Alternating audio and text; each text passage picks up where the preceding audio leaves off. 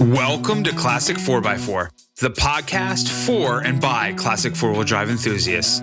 I'm your host, Chris Piccone, and you can follow the podcast on Instagram and Facebook at classic4x4_trucks. Also, make sure you subscribe to the show on your podcast listening platform and check out our website at classic4x4.com. And make sure to reach out to us if we can help you sell your classic, custom, and modified truck or 4x4.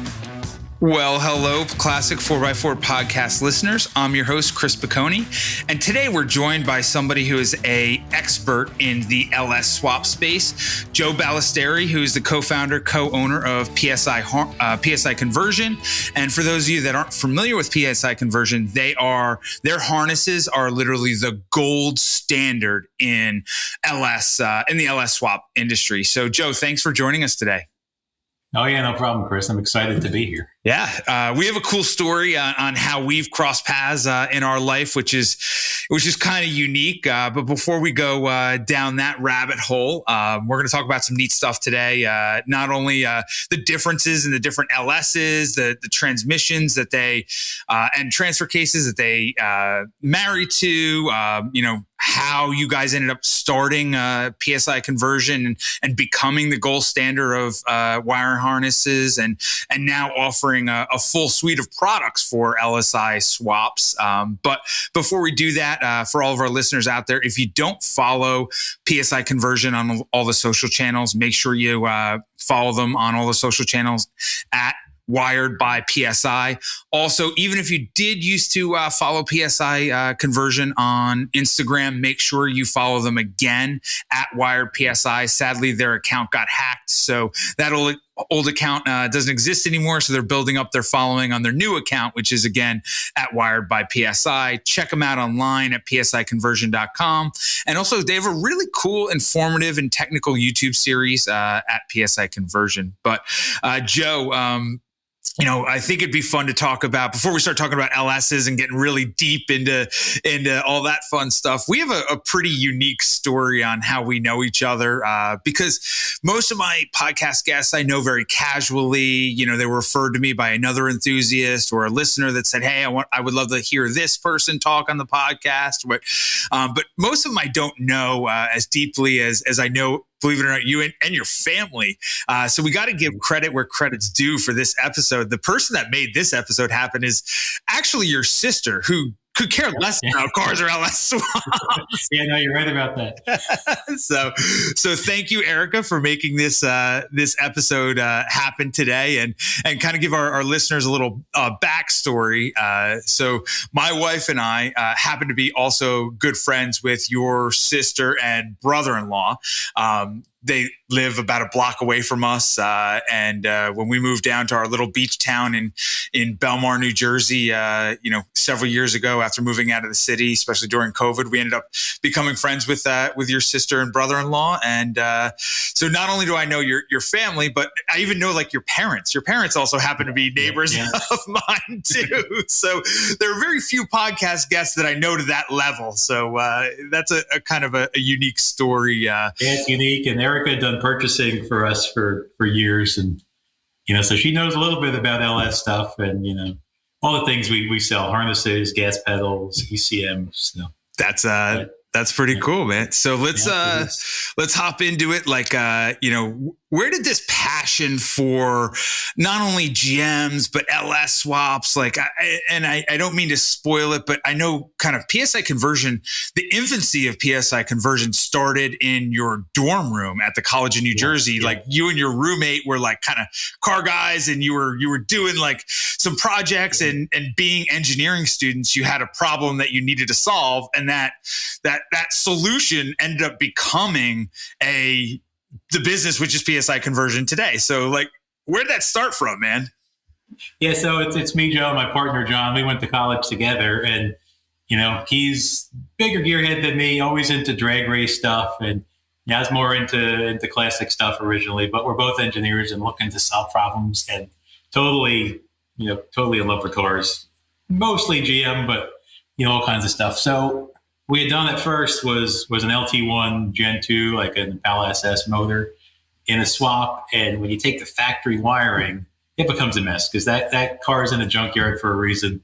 And those old LT1s, they had all these splices and things like that in there, or shorts or open circuits and wires. And after trying to take a factory one, pull out only what you need for a swap, there were still issues, drivability issues. And I don't know if you remember those cars. They had this big home plate looking thing on top of an engine to silence the air. That thing ended up rubbing against wires and would cause an open only when we give the car gas. So it's one of those issues where you pull your hair out. So we're like, well, there's got to be a better way. We decided we would, make brand new harnesses, for that. So you connect A to B, figure out the circuits that you need, the right wire gauge, all that kind of stuff. And a unique layout where we pull all the power from the starter. We already have a big heavy gauge wire, and we put the computer and the fuse block and all that either under the dash or tuck it under your seat in certain vehicles, like in trucks. So it's something, that whole layout was, pretty unique to us. There's an old timer, Campbell down in, Street Performance, who had been doing stuff like that for a few years, but our price point and unique layout and the way we got power and all that stuff is something special to us, figuring out all the tunes that work. So from there, we did the LT1 stuff, literally, in the dorm room, and then, in the garage, and then the basement and all that, and have grown to doing LT, LS, Vortec, and then all the new LT1 stuff again. So anything from like 97, say 94 and LT1s up to now, up to 2023, we make wiring to do that. For us, we sell stuff, other brands, and, it's wiring. We're going to talk about it a little later, but we do some other cool, hard parts, mechanical parts now too, and sell everything else you need just to make it easier. Because there's a lot more to an LS swap just in, getting some new engine mounts, dropping in the powertrain, and, wiring it up. There's a whole different world. And you guys have become, a full service provider and supplier for anybody doing an LS swap, whether you're a builder or a home mechanic. So, you guys do provide, obviously, the thing that has built PSI Conversions, which is your unique wiring harnesses for standalone wiring harness for GMLSs, but you're doing ECUs, gauge clusters, engine mounts, gas tanks, exhausts, everything that revolves around that LS swap, you can get from PSI Conversions. So you can get it from us, and we handpick those people who we know through going to shows, or we've used them ourselves, or both. So it's stuff that we know is going to work together. That's this motor mount is going to work with this set of headers or this exhaust or front end drive, because there's a lot involved. Yep. And you have a whole group of specialists in good old Brick, New Jersey. And, people don't realize where this stuff exists. Like the fact that you have this huge operation in Brick, New Jersey, of all places, right? Where you have a full team of programmers, specialists, support that help people really facilitate and execute these LS swaps, which is yeah, and that's what we do. Right now we have a shop truck, a 2-wheel drive, but it's had every GM transmission possible, 4L60, 65, 70, 80. So right now it's on its third 10-speed to make sure that whatever you put in there, it's going to work right. So we have to make sure that the tunes, because we don't do the installs, right? Most of our stuff goes to California, Arizona, Texas, overseas. So if you're marrying stuff together, we want to make sure that the wiring is going to work, and then the tune, so everything talks to each other, is going to work correctly. So that's where we spend a lot of our time and money, and where I get, some of these gray hairs from. That's too funny, man. So let's take a step back. And let's talk about where the passion for, cars and trucks and GMs came from. Because you and I actually have a very similar upbringing. Our dads were not people that were bringing us out to the garage to tinker on all this cool stuff. Ironically, because I know your dad, which is even more wild, right? Your dad and my dad were both teachers, right? Like cars were not their thing. And even weirder, I know what your dad drives, right? Until your sister literally forced your dad to stop driving that Altima and get a new car a couple weeks ago, he would have driven that Altima till the day he dies, right? So where did this passion for cars and trucks come for? What ignited it in you, Joe? I don't know if I always knew I wanted to be an engineer, but I knew, a car's got all kinds of systems in it, right? It's got HVAC, it's got air conditioning, it's got, a braking system, it's got the engine, it's got, window motors, whether they're mechanical, electric, I'm just putting in the truck. It's got tons of different systems, and they work 100% all the time. To me, it's cooler than, if you're working on, I do some carpentry stuff. It's not as interesting because it doesn't make noise, and it's not made to the level and the quantity that they're able to pump vehicles out at. So it's like the best of every type of engineering, like the best that I don't want to be too philosophical, but the best that like humans have done. It's here's something you can get for 20, 30 grand today. It's got a dozen different types of systems in it, computer stuff, and even if you go back 40, 50 years old to the stuff that I really love.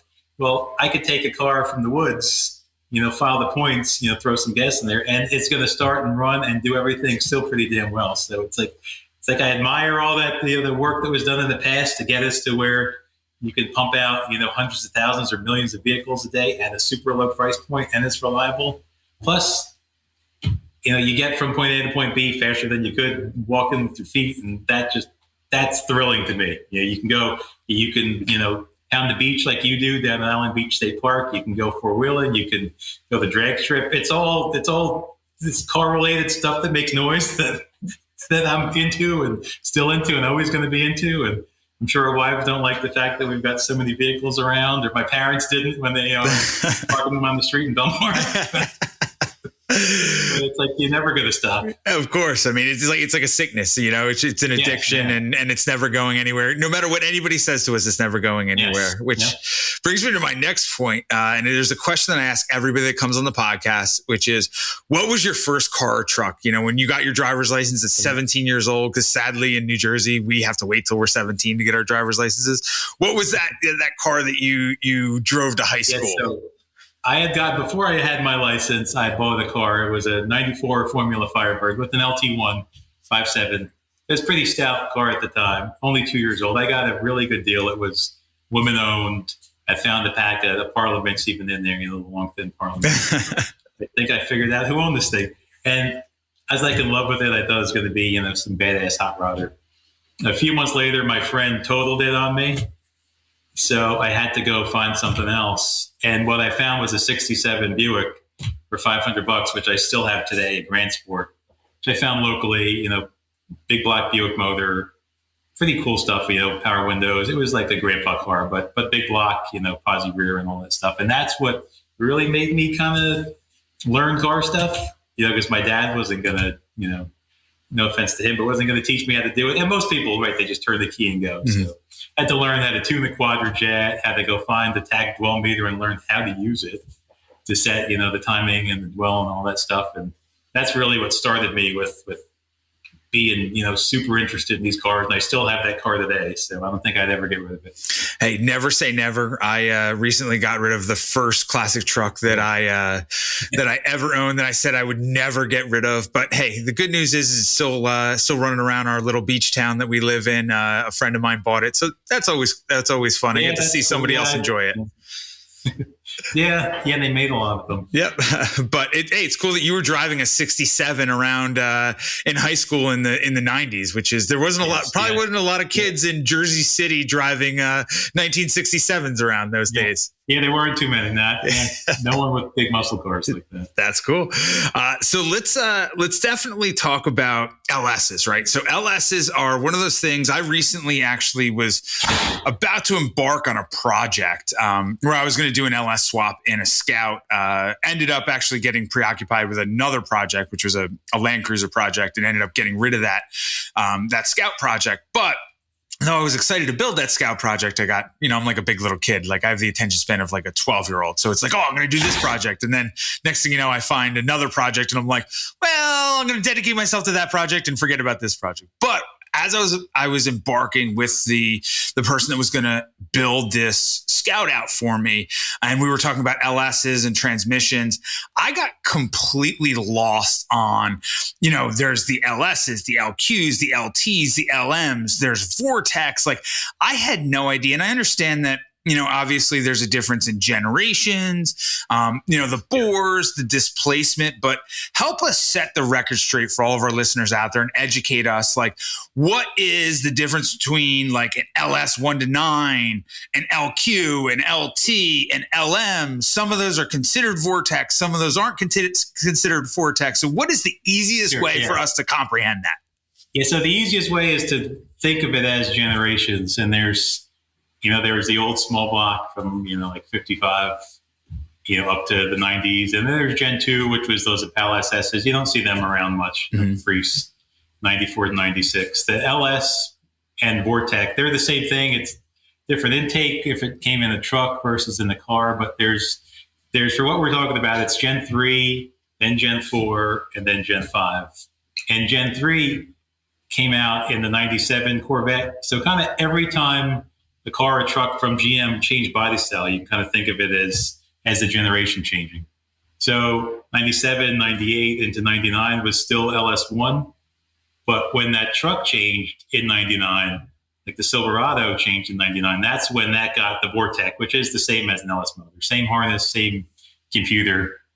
Again, if you're that familiar with like the Silverados, but they did that, that one from like 99 to like 07. So that's all Gen 3. 07, they made both trucks. So there's a Silverado Classic and there's a Silverado. When that front end changed, that got the Gen 4 motor.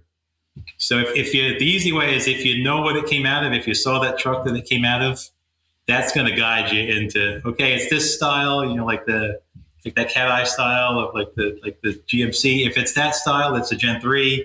When that changed from like 07 to 14, that's the Gen 4, and then 14 and up, when the truck style changed again, that's the Gen 5.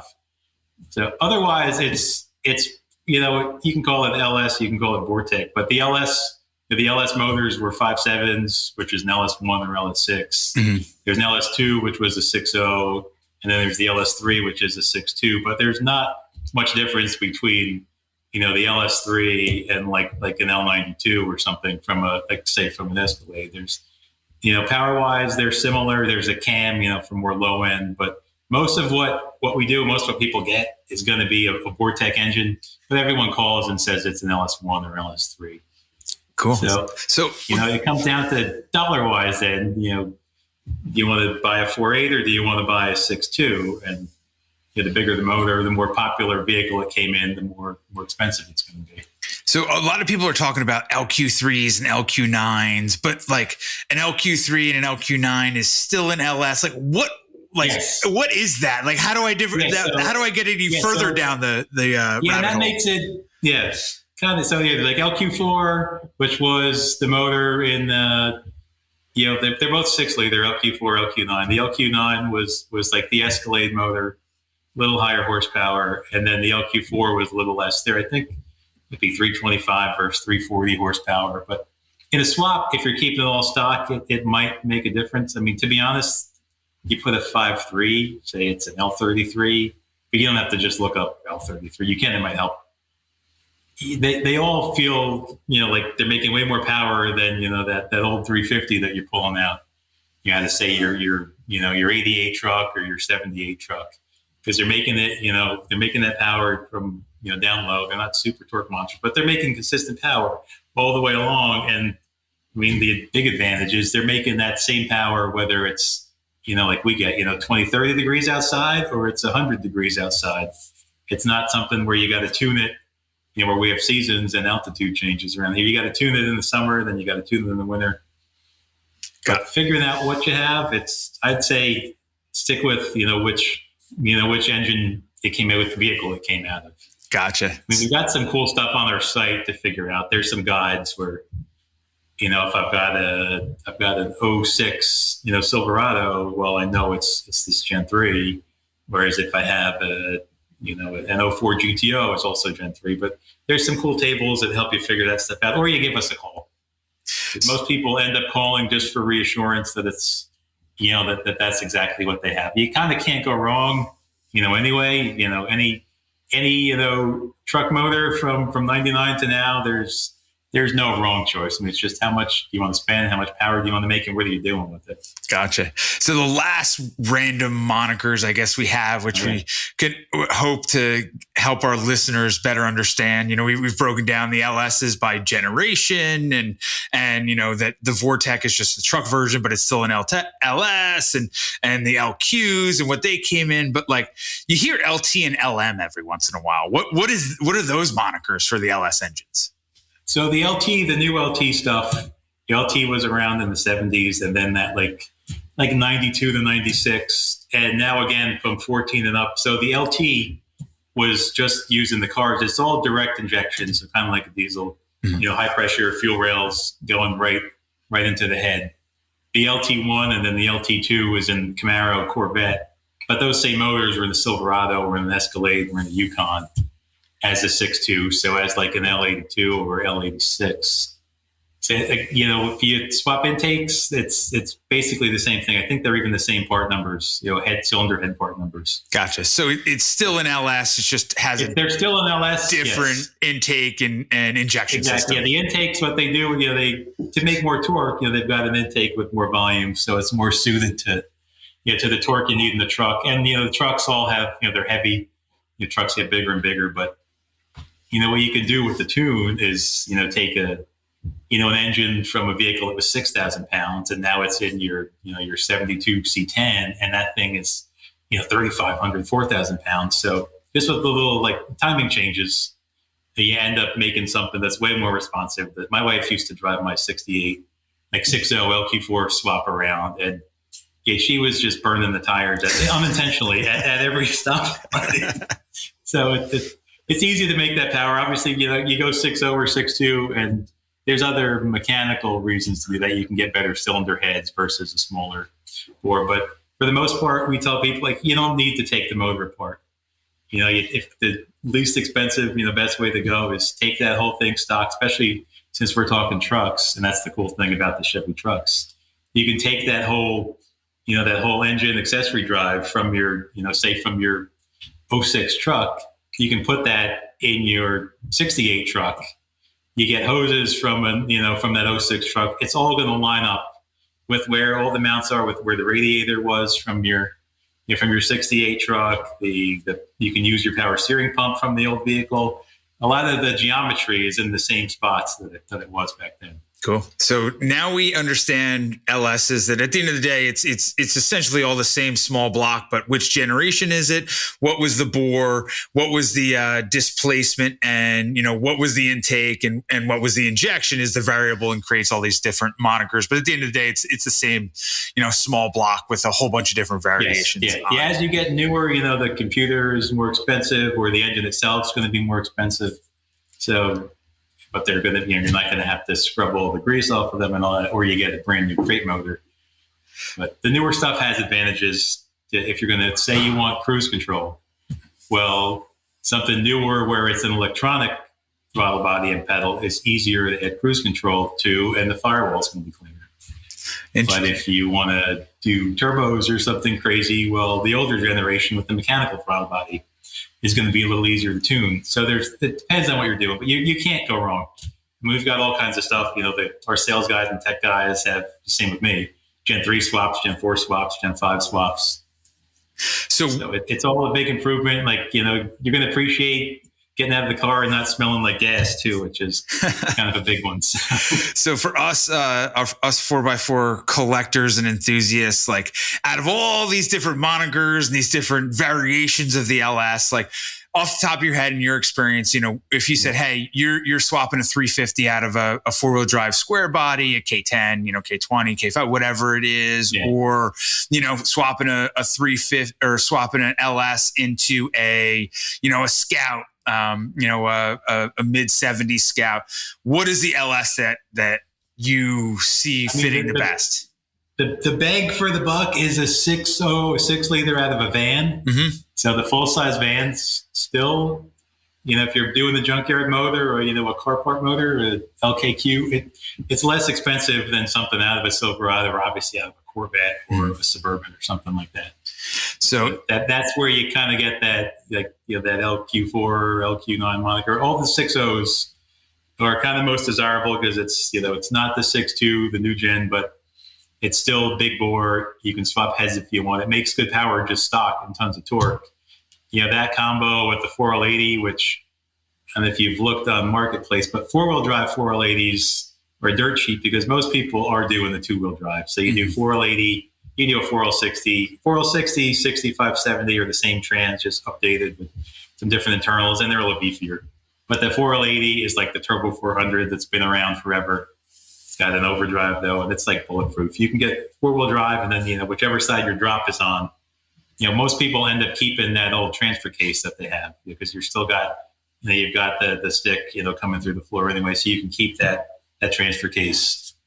And that's typically what our customers end up doing if they're doing four-wheel drive.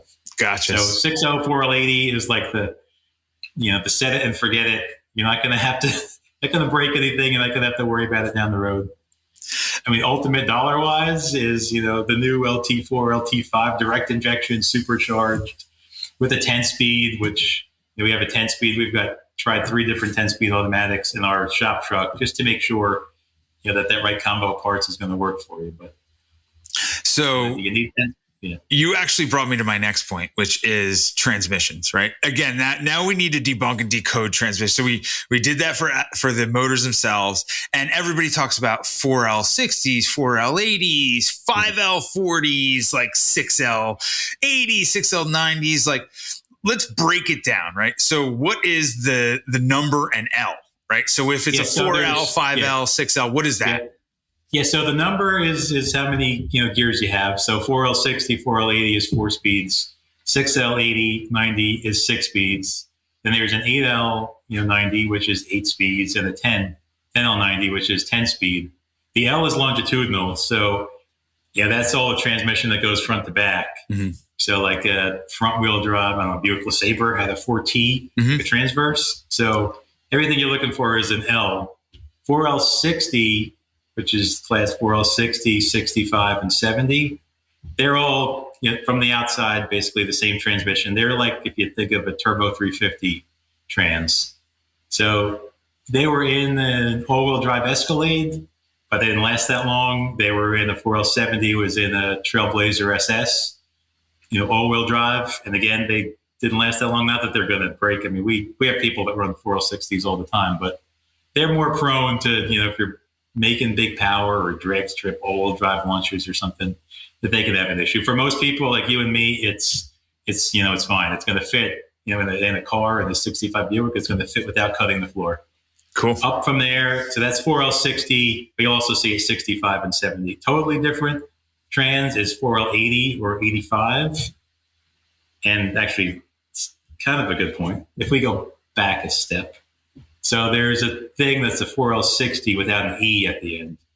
That's non-electronic. Mm-hmm. And that's, you want to stay, you might as well not use it. It's something you'd rather stay away from. That way you can have the 4L60E, 65E, 70E allows the computer to control everything, control lockup of the converter and all the shifting and all that stuff. Otherwise, it's kind of like it's non-electronic. It's like a 700 R4 or 200. So it's people swap them, but almost anyone who swaps to like a non-electronic automatic, we end up selling them the automatic harness. So down the road, when they do, they do want to upgrade, they've already got the connector there and it's ready to go.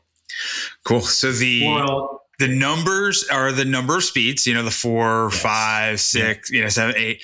And then what about the second half of the monikers? Like the 60s, 65s, like, 80s, 85s. What is that? Yeah, that's like how heavy duty the trans is. And it's, in the case of the 60s, 65, 70, over time, there's even the 75 from GM aftermarket.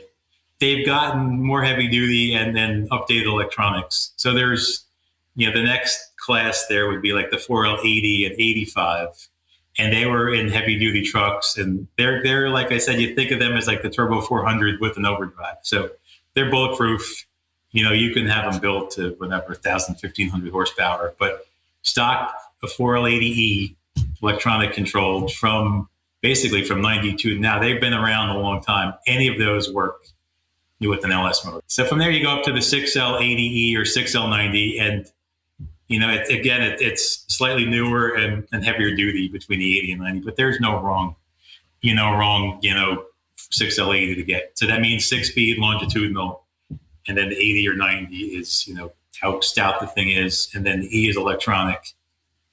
Those work in Gen 4. So anything that would have had one, so like an '07 Escalade would have one, but Chevys didn't get them until '09. So if you're looking specifically, you want the 6-speed because you're going to do a ton of highway driving. Yeah, then you want to look for a trans, say from '09 to like 2013, 2014. So out of whatever, a Silverado, out of an Avalanche or something like that.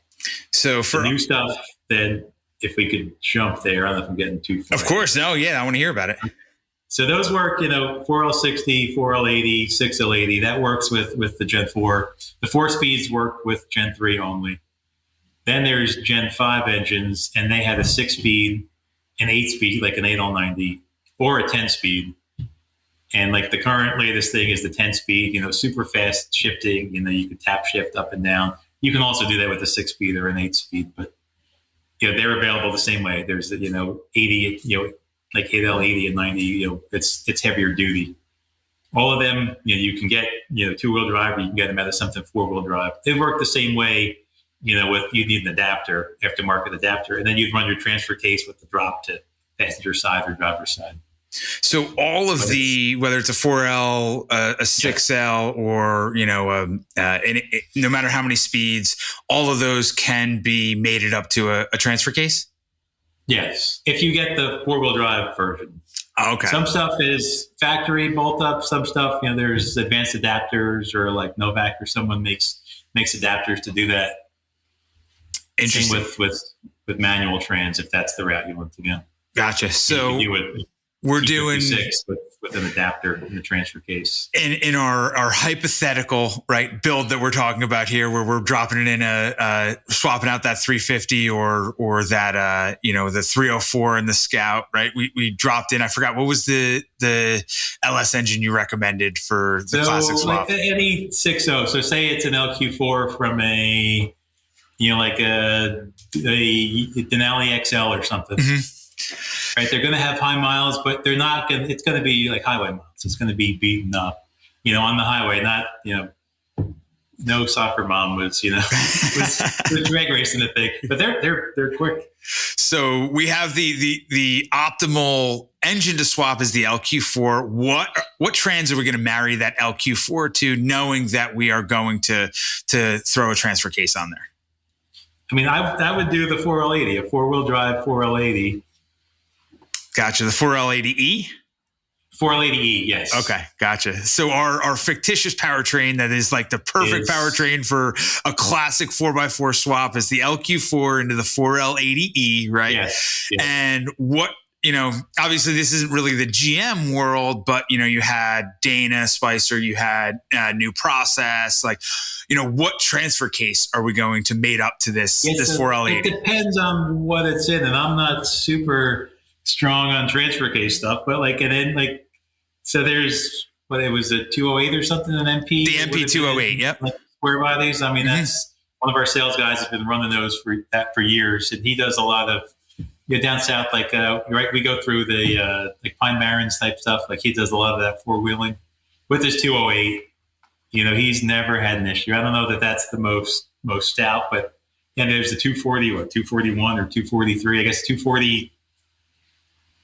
One of them's electronic. Is that a 241 or 43? But what most people do is the mechanical, transfer case. They're all, I think the 208, the 241, the 243 are all going to bolt up to that 6L, that 4L60 or 80. In our case, the 80. Gotcha. Awesome. So for all of our classic 4x4 listeners, from the expert himself, the ultimate swap is that LQ4 into that 4L80E, made it up to that New Process 208. That's the powertrain we're going with. Ultimate bang for your buck swap is, Awesome. That's that is no dollar limit. Well, that would be, might be a little different. So let's unpack that real quick. So the ultimate bang for the buck LS swap, combo in a classic 4x4 is the LQ4 into the 4L80E, made it to the MP208. That's good budget bang for the buck. What about if money is not an option and we want brute power, performance? We want to drive this thing anywhere. And when you pop the hood, you want everyone to be super impressed. I mean, that's new LT4, which you can get as a crate motor for, what's it, 26,000 or something like that. With the 10-speed 10L80, I'd probably do the manual transfer case, but you can do the newer stuff with the electronic transfer cases. Have you end up using the body control module from the vehicle, which is easy enough to wire on your own. We don't sell a package to do that, but if you wanted, the knob, to go between, auto 4 high, 4 low, that would be the way to go. Cool. Kind of depends on what you're doing, but again, in that case, you can have the paddle shifters. Like it's a bunch of cool factor. You Gotcha. open the hood, you see the blower. It's 10 speeds, which is more than you need, but it allows you to fool around with your gears, in the diffs, because you don't need to go to a super high gear anymore because you've got 10 speeds. Yeah. That's interesting. So a good, nice, cost conscious budget LS swap is the LQ4 into the 4L80E and the new process 208. Yeah, that's the go-to one. If you have a problem somewhere, everyone's going to be familiar with it. You have to go to the auto parts store and get something for some reason. It's going to be easy. But if money is no object, we're gonna get that LT4 crate into the 10L80 and probably still do one of the the manual new process transfer cases and this all bolts up together. Most of these all bolt up together without any crazy adapters. It just I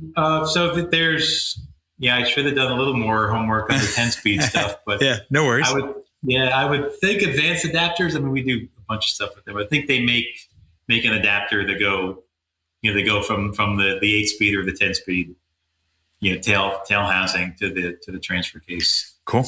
Excellent. So let's move on to one of your projects that you guys are doing in-house that is for your own fun project, which you guys do for R&D when you're testing your harnesses, your engine mounts, and the other providers and suppliers that you are supplying for these full LS swaps, which is Project Tan Lines. So what you alluded to it earlier, but what did this thing start out as and what is it today? Yeah, so we were looking for a shop truck to kind of, have everybody work on together. And my partner's a big OBS Chevy guy, the 88 to 98 since forever, since, they were new. Mm-hmm. So I picked up cheap for us, $1,500 truck, a 94 short bed truck, which was pretty clean, very clean for New Jersey. And wanted to do something different. It's behind me here. It used to be Tan Lines, Project Tan Lines. It's a, beach theme. By us, we live right by the beach. So I'm looking at the truck and I figure, well, we're going to have a lot more fun if we end up doing some motocross road course stuff with it, which is the stuff I've become really into, because you get that pucker factor, for 30 minutes at a time. It's fun. Once I started doing that 5 or 6 years ago, I'm like, why have I waited so long to do this? It's fun. It's like, 30 minutes of thrill, and when you do a track day or something like that. So we did, again, the 6.0 is LS2, heads and cam in the front. The whole truck's kind of a 90s theme. So Igloo started making this retro cooler a couple of years ago. It's kind of got like that Say Button Bell look. So the engine, if you follow my Instagram, you can see the engine painted like that. The whole truck's kind of got that theme. But I was looking for something neat to do in the back. And I was looking at 5th generation Camaros. That's like 2010 to 2015 when they came back out. And I'm like, I'm driving down the highway, like this thing looks really, wide in the back. Like it almost looks like pickup truck size. Like these Camaros are big cars. Mm-hmm. So I went to Brian's Auto by us, and on weekends, and I'm measuring stuff. I'm like, this might work in this truck. So what I ended up doing was getting an eBay rear subframe for that thing. 14-inch Brembos, Posi, the works on the thing. It was $800 shipped to the door. Stuck it under the truck, and I'm like, damn it, this is going to work. It's going to be easier than I thought it would be. There's no modifying, no cutting the bed or anything. So we came up with brackets that let you mount that in the back of an 88 to 98 truck. Mm-hmm. And I've been, doing autocross road course stuff with it for like the last year and a half. It works super well. We've sold, more than I thought we were going to sell. So there's some market for it. So it's a cool truck all around. Giant brakes, 6-speed manual trans. I had it at VIR, the Virginia International Raceway, a bunch of local autocross stuff. We're partners with UMI. They make suspension stuff, truck stuff, car stuff out in Pennsylvania. So I've competed there. Like I'm the reason it's not as fast as it could be. It's me and my skill and, feeling a little bit of my, my age, but that's cool, man. It's been a fun time and it's been great, competing in the truck classes. You see all kinds of stuff. You see little S10, you see Nissans, a lot of C10s, square body and that second gen 67 72. How many drive shafts have you twisted on it so far? The one drive shaft. I've got a 4-inch aluminum, and it's held up. It's not crazy power, Gotcha. More top end power, which was done on purpose, for the track. Have you put it on the dyno yet? Yeah, it's like 460 horsepower. The torque was low, like 390 or something, but it may power up to like 7,000, which like it was kind of the goal was if you're coming out of a corner doing the autocross stuff, like at least with my skill level, there's only so much power I could put down. Mm-hmm. And the plan down the road would be to be turbo stuff. But gotcha. It made nice power on a Mustang dyno at Tune Time, a local dyno shop. So it probably really makes a little more than that, but that's a good number for me. There you go. That's for what you're using it for in the autocross. For what I'm using it for, and yeah. I'm the slow point in the truck.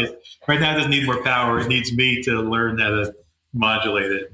Gotcha. Cool. So let's ask what's the future hold for PSI conversion? I mean, you guys have built this amazing business and really created yourselves and into being the gold standard of for wiring harnesses and standalone harnesses for LS conversions. Like that's how you founded this business, and you've branched off into being the full service supplier for everything in every single piece of the LS conversion, from not just the wiring harness to the ECU to the gauge cluster to the mounts to the gas tanks to the exhaust. Like, what does the future hold for PSI?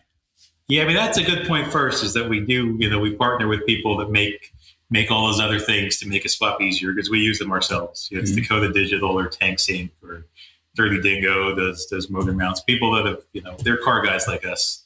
I mean, we're doing a lot of, so continuing with GM because they haven't abandoned the gas motors yet. So mm-hmm. It's always, their new engine and trans combo or getting that to work with, an older transmission because somebody may not want to cut the floor up. Mm-hmm. We're also doing a lot of, there's a bunch of new computers, so ECMs that are coming out or that are currently out that we're doing a lot of R&D on. There's a Holly system. There's HP Tuners who allows you to program a computer. They have their own computer now. We do some higher end race stuff with like a company called Voltec. So where we're going to differentiate us from other people would be more of that, that we're not the cheapest anymore, and we're looking to keep improving quality, and whether that's, the loom on there or allowing you to kind of configure, which ECM you want to run, which is tailored around what you're going to do. Mm-hmm. So, that's like the future of wiring. The future of the business is stuff to make the whole swap easier. So there's stuff like, I don't know how much you can see in the camera, but there's a motor here that kind of looks like a small block. Not sure if you can grab any of that on there or not. Yeah, we got it. Yeah, I can see it. Okay. So we make some mechanical parts, which you can kind of grab there. So this allows you to run something that looks like a small block, big block, Ford, small block, whatever you want, but it lets you run your electronic throttle body with the newer computer. We have mounts for all the right sensors in there and a unique mount on the top that lets you stick any 4-barrel air cleaner you want on the top. So you end up with something that looks more factory. And the stuff on your site, it's all, for the most part, it's cool patina type stuff, which I love. I love when the gauges look original. I like when you pop the hood, it kind of looks original. So these kind of parts allow you to do that. But along with that, you need tune that's going to work with it. You want the wiring to lay out correctly. So that's the stuff we're doing in the near future is, improvements to the harness. So, fuse block coverings, allowing you to run, which computer you want based on what we sell to drift guys. We sell to people that just, use it on the weekends. There's plenty of guys who, they've retired and all they do is drive around the country to shows. So that's one beast. If you want something, you're going to start up and have dead nuts reliability versus if you want to, make 1,000 horsepower, then you want to pay more for a computer that can handle all those inputs and outputs. So that's cool. It's focusing, more on that type of thing. And what I don't think a lot of people realize too is you guys do a lot of private label work. So even though you're buying an LS, standalone LS harness from another, branded manufacturer, at the end of the day, there's pretty much a 90% chance that it is a PSI just rebranded and white labeled with another supplier on it. Yeah, kind of important. Yeah, we do stuff tailored to what they want.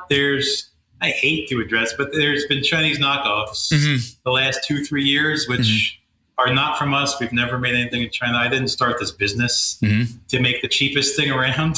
Like, if you could tell by every car I've ever had is, some American car. I love the 60s, 70s GM stuff. So there's stuff that kind of looks like ours, but it's not the same wire, not the same components, not the same splices, does not have the fuse protection we have in there. It's not made by people who, get health insurance and all that stuff. So it's a look-alike, but it's not the same thing. And I know that's big and everybody wants to save money, but there's a reason that we're not selling that stuff on eBay and we don't want to be like an Amazon person anymore because it's you don't feel good at the end of the day just selling the least expensive, parts out there. And I know all the people in the industry who feel the same way. They come up with a unique part, and all the time on Facebook, it gets ripped off.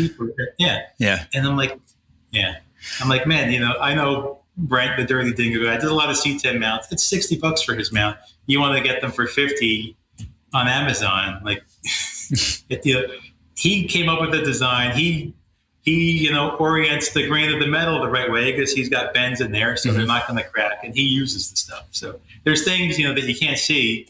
As a harness guy, I could, grab one and I know that there's a difference. But if you're not in, my end of the business, you may not tell, but down the road, you're going to tell because you have, weird issues going on, or you don't have, like I said, protection for the fuse block, or, just the covering is not meant to be under the hood of a car, have gasoline on it. So it's all stuff we chose, for a reason, and being engineered, stuff that we didn't feel right, skimping out on. Hey, of course, there's always going to be a cost that comes with quality, but, I learned a long time ago, right? Quality always trumps because you don't have issues, especially with the support that you guys provide at PSI too, which is second to none. The big difference too. We have retired GM techs who have been around, since the 70s, 80s, 90s, 2010s. And so they're used to working at Chevy dealers. And when they retire, that's how we've got a couple of those good guys. They've come to us. And they know our product, but they also know, well, in, '04, they did have a problem with throttle bodies and they were doing rebuild kits on a lot of those trucks. So you might have that problem with your '04 and, the guy's going to say, hey, well, check this because he's also got that level of experience. And to be quite frank, like we put in all the interest and time to come up with this stuff.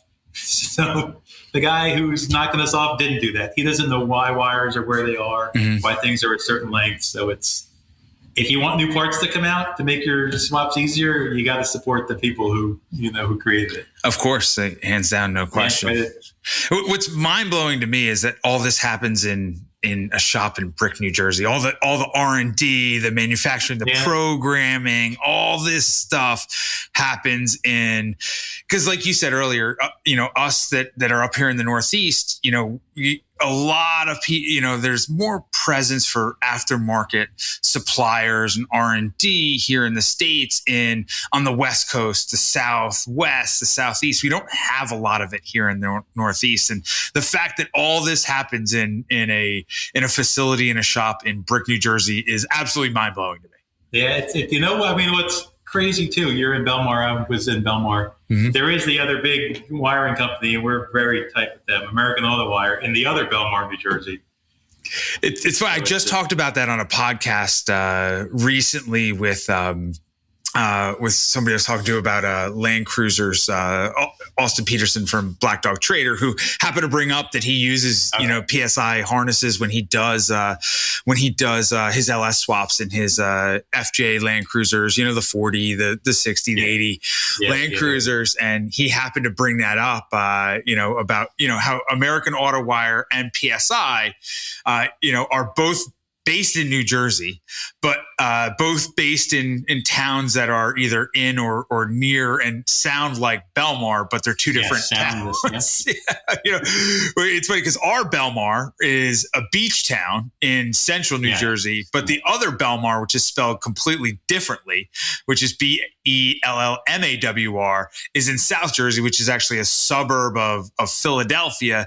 And it's on the water, but it's actually on the Delaware River on the west side of the state. So for all of our listeners out there that always hate on New Jersey, guess what? If you're doing an LS swap or a new wiring harness in something, you have no choice but to love us here in New Jersey. Yeah, we're not all bad. So, yeah, we're not so bad. We have a lot of fun. We have a great car culture in the Jersey Shore area. Yeah, I mean, right, Asbury Park and that circuit there. And there's cool companies. Jessel and Manley have been around doing powertrain stuff, NASCAR stuff for a long time, right in Lakewood, New Jersey. I didn't. Jessel's based in Lakewood? Yes. Get out of here! I did not know that. Oh yeah. I have a good friend who's been there since college. Could have been a PSI third partner, but yeah, he's been there a long time. Does all kinds of neat stuff.